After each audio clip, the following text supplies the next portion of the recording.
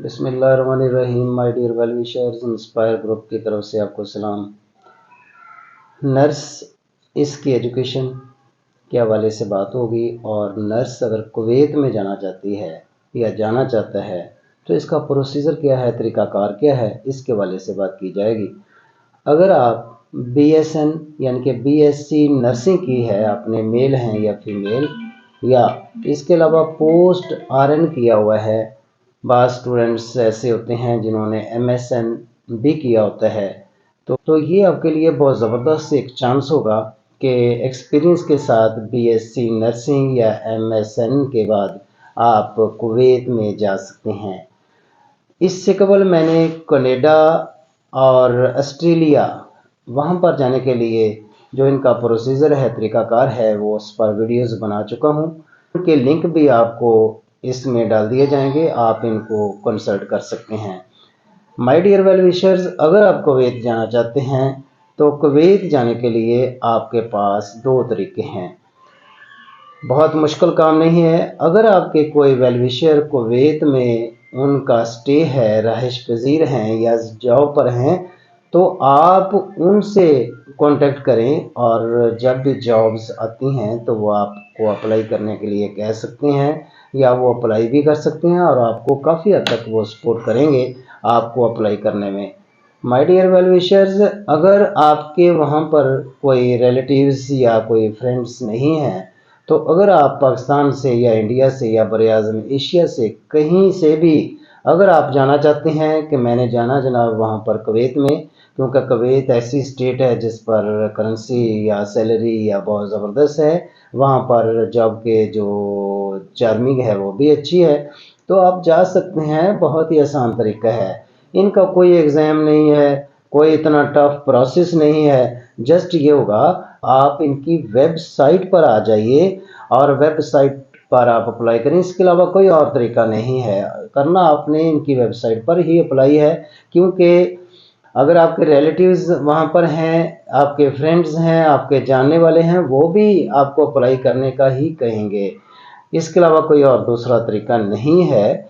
My dear well wishers, आप इनकी site पर आकर आप अपने अप्लाई करना चाहते हैं तो अप्लाई करें, क्योंकि बहुत सारी जॉब्स इनकी ऑफिशियली कुवैत की वेबसाइट पर अपलोड कर दी जाती हैं, तो आप उसको ट्रेस करके आप वहाँ पर अप्लाई कर सकते हैं।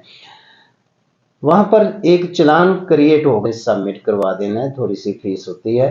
तो जब आपका चालान सबमिट हो जाएगा, इसके बाद आपने ऑनलाइन अपने तमाम डॉक्यूमेंट्स, जिसमें आपकी डिग्रीज़ हैं, आपका शनाख्ती कार्ड है, आपका दूसरे जो भी वो वायर डिमांड करते हैं, वो आपने उस पर अपलोड कर देने हैं।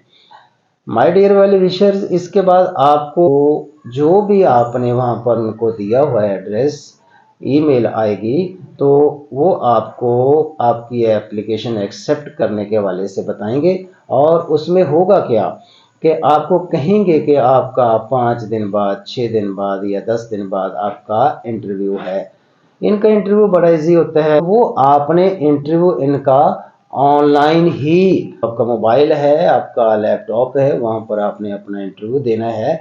ये 8-10 मिनट का इंटरव्यू होगा। इसमें क्या वो डिमांड करेंगे, किस तरह के सवालात करेंगे?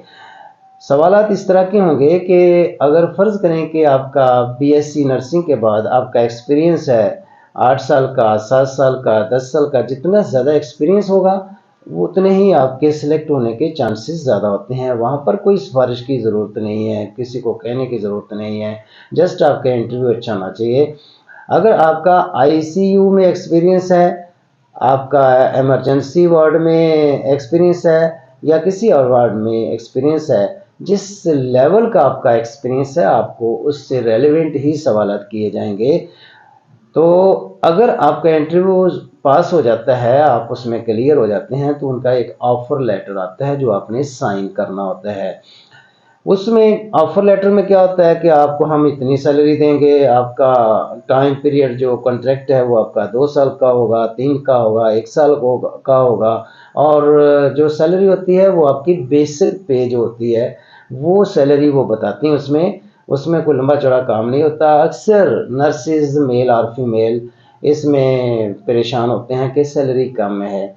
लेकिन ये सैलरी वो होती है जो आपको वो देते हैं बेसिक के लिहाज से। जब आप कुवैत पहुंच जाते हो तो उसके बाद जो अलाउंसेस हैं या दीगर मराहत हैं वो बाद में वहाँ पर अनाउंस करते हैं, आपको डिक्लेयर करते हैं।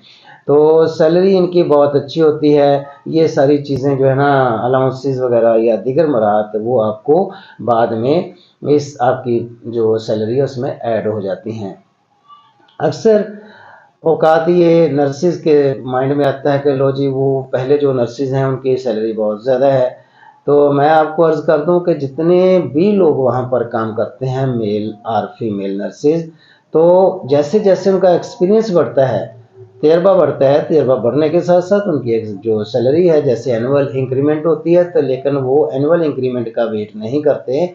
आपका अगर काम अच्छा है, आपकी मैनेजमेंट अच्छी है, आपका वर्क अच्छा है, आपकी में स्किल पावर है, आपकी डिसीजन पावर है, आप प्रॉब्लम सॉल्विंग की जो क्रिएटिव माइंड रखते हो, तो इस तरह से वो आपकी सैलरी बढ़ाते रहते हैं। तमाम नर्सिस की सैलरी सेम नहीं होती। जितना कोई काम करता है उतनी ही उसकी सैलरी भी अच्छी होती जाती है और बेहतर होती जाती है, और ये बार बार इसको रिवाइज करते हैं सैलरी को कुवैत वाले। कुवैत ऐसी एक स्टेट है जो बहुत ज़बरदस्त है। इसमें बहुत अच्छे जो है ना, ये मुस्लिम कंट्री है और इसमें बहुत अच्छा वर्क होता है, और नर्सिस के वाले से ये बहुत ही इम्पोर्टेंट स्टेट है। वहाँ पर नर्सिस अगर पहुँच जाएं तो वो ऐसे ही समझें कि वो बहुत अच्छी पे के साथ, बहुत अच्छी रिक्वायरमेंट के साथ, बड़े अच्छे सिस्टम के साथ वो काम करती हैं। मैं आपको एग्जांपल देता हूँ। अगर आप BSN या आपने RN पोस्ट किया हुआ है, पोस्ट RN किया हुआ है, या आप एक MSN है, तो आप अपनी क्वालिफिकेशन इंक्रीज कर सकते हो, और इसके साथ साथ आपका अगर कोई 7-8 साल का एक्सपीरियंस है तो आप 890 कुवैती दिनार 890 कुवैती दिनार के साथ वहाँ पर सैलरी भी ले सकते हैं। अब 890 कुवैती दिनार का मतलब ये है कि ये आजकल जो कुवैती दिनार है, अगर हम पाकिस्तान के हवाले से इसको डिस्कस करें तो ये 929 रुपये का 929 PKR इसमें ये कन्वर्ट हो रहा है उनका एक दिनार। तो आप 890 को 929 से मल्टीप्लाई कर लें तो ये 8,26,810 रुपये। तो इतनी यानी कि 8.25 लाख या 8.5 लाख रुपया जो है ना, वो आपकी सैलरी स्टार्ट हो जाती है। इसी तरह से जैसे जैसे एक्सपीरियंस बढ़ता जाएगा इसमें इजाफा होता जाता है। ये तो रहा है कि आप अपने पाकिस्तान से या इंडिया से या बांग्लादेश से आप कुवैत पहुंच गए हैं। अब वहां पर आपको सैलरी के अलावा कौन कौन सी फैसिलिटीज़ हैं जो कुवैत में दी जाती हैं। जैसे कि मैंने पहले अर्ज़ किया कि कुवैत जो है ना, वो बहुत ज़बरदस्त एक मुल्क है, स्टेट है।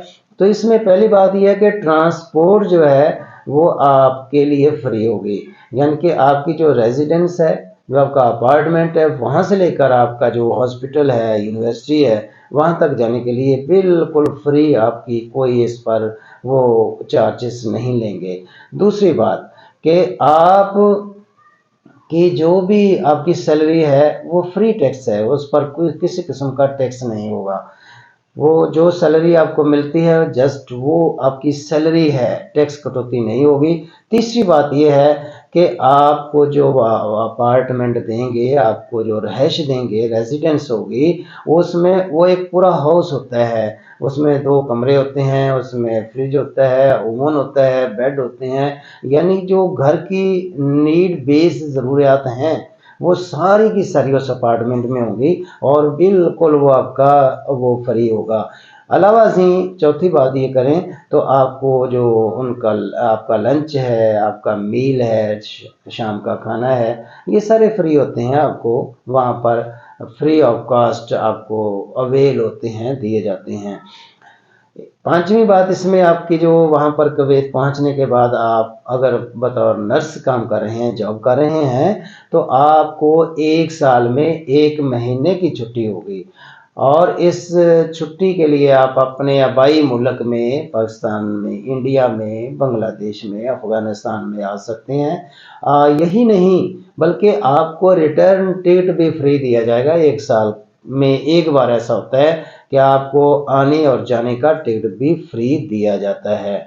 छठी बात यह है कि कुवैत में आप, जैसे आप ऑस्ट्रेलिया की पहले बात कर चुके हो, आप वीडियो देख चुके हैं, आप कनाडा की आप वीडियो देख चुके हैं, तो वहाँ पर प्रोसेस थोड़ा सा टफ है, एग्जामिनेशन है, एग्ज़ाम्स हैं और बड़ी मुश्किल के बाद इंसान वहाँ पर पहुँचता है। लेकिन कुवैत में तो जस्ट एक इंटरव्यू है, इंटरव्यू अगर आप पास कर लेते हैं, वो भी आपकी स्किल बेस है, तो उस पर सवालात होते हैं, MCQs होते हैं, तो उस बेस पर आप वहाँ पर पहुँच जाते हैं।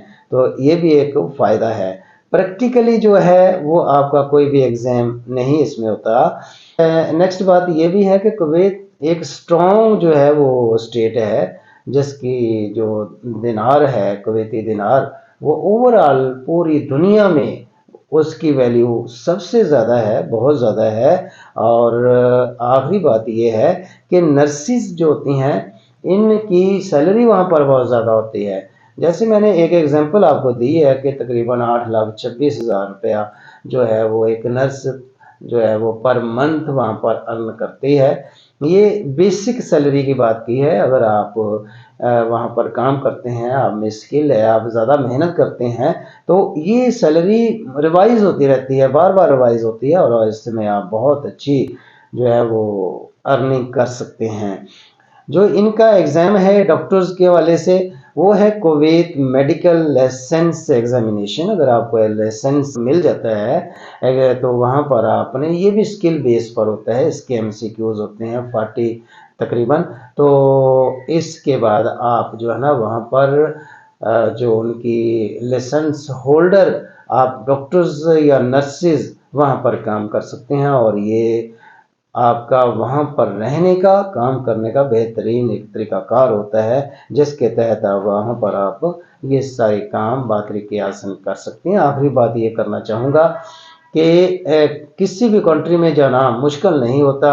हमारी कंट्री ख़ास तौर पर पाकिस्तान में हम दूसरों पर डिपेंड करते हैं। आप दूसरों पर डिपेंड करना छोड़ दें, अगर अपने आप पर इन्हिसार करें और ख़ुद से अपने काम करें। कुवैत में जाने का कोई मुश्किल रास्ता नहीं है और बेहतरीन स्टेट है। आप अपने मोबाइल पर, अपने लैपटॉप पर काम करें, इनकी ऑफिशियल वेबसाइट पर जाएं, वहाँ पर बहुत सारी जॉब्स इनकी नर्सेज की अपडेट होती रहती हैं।